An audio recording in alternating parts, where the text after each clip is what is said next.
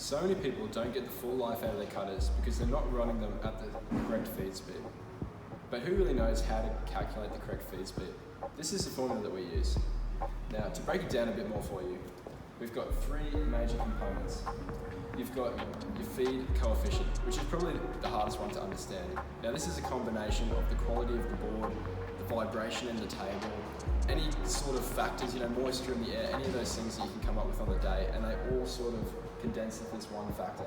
And through testing, we've figured out that for MDF, it's about 0.4 to 0.5, and for particle board, chipboard, 0.3 to 0.4. These two are a little bit easier to understand. So your R is your rotational, your shaft speed, and generally for most machines, it's 18,000 to 24,000 RPM. For Z is the number of flutes on your cutter. So for MDF, we recommend 2 flutes, and for particle board, we recommend 3 flutes. Okay, that's the formula. Now let me break it down to you in a case study. Here we have John Caddy.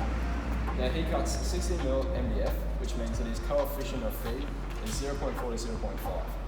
He's using a 2-flute titanium compression cutter, and he's running his machine at 18,000 RPM. You punch that into the formula, what do you know? 16.2 meters per minute is the correct feed rate to be running at to optimize the length of his cutters. Now, you can use this same formula for if you're using particle board or different flutes cutters, and you simply change it for your inputs. And if you have any more questions, feel free to shoot through an email to info@paddletoolsonline.com.au.